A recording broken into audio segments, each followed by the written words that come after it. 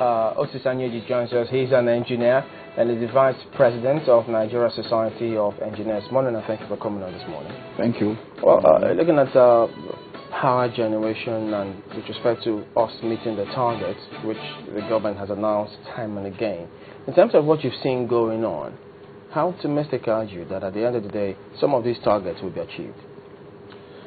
I'm really very optimistic because since the recommencement of the NIPP projects in 2009, all stakeholders have been quite active and steadfast in trying to meet their various tasks.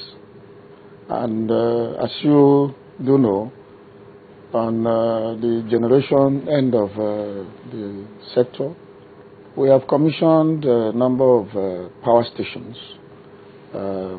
We've commissioned a number of substations in the transmission end, and so many substations and lines in the distribution end. You would also see that gas activities are being on the increase, and the power stations are being commissioned at all because some of the gas projects are completed. It's still some way to full realization of the gas capacity that we need to run all the plants, but from what we get from the Ministry of Petroleum and the NNPC, we see that they too are very active in trying to make sure that towards the end of the year there should be sufficient gas to run the power plants. And the meeting we held a week ago with the Vice President, very many issues that would have stood on the way of realizing the completion of the plants before the end of the year were taken up and resolved. And we hope that certainly we are going to complete the majority of the projects before the end of the year. Would you like to share some of those issues with us? Some of the issues have to do with commercial issues related to gas, which the government is rounding up. At least you could see that last month, during the signing ceremonies for the handover of some of the discos, that even some gas agreements were done, and more are going to be realized. The transmission projects also are being tidied up, and the various problems mitigating the completion of those that have to do with either delivering of equipment from ports and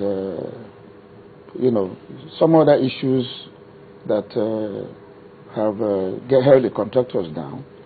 The Vice President intervened on all those, and we are seeing some resolution. Do we have a policy with respect to that intervention now, or is it just a one-off? Because the policy is what will be sustaining, isn't it?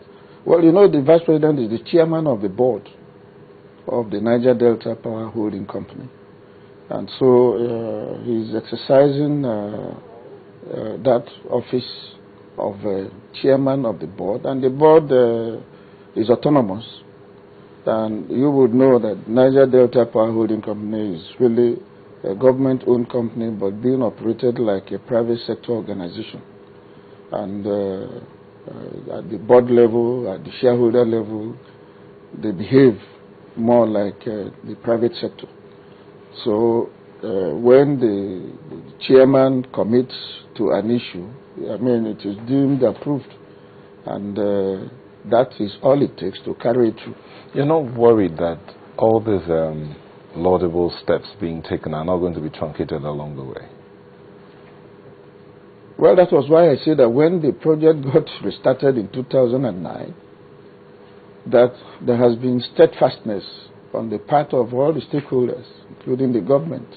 That's what gives me the confidence to say that not only will this NIPP be carried through, But even beyond NIPP, I think the behavior has changed now.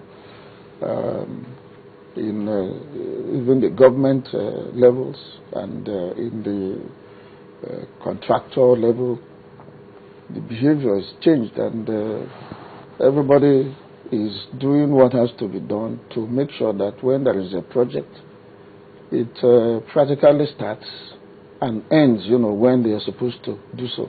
No, how would you know when it will end? How do you know it will end when sometimes they find it difficult? Those running the projects cannot tell you exactly the deadline.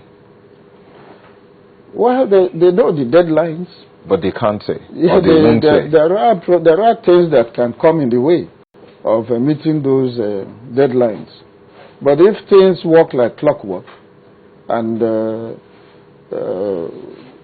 funds are provided when they are supposed to be provided, there is cooperation from communities in terms of site acquisition, right-of-way acquisition, and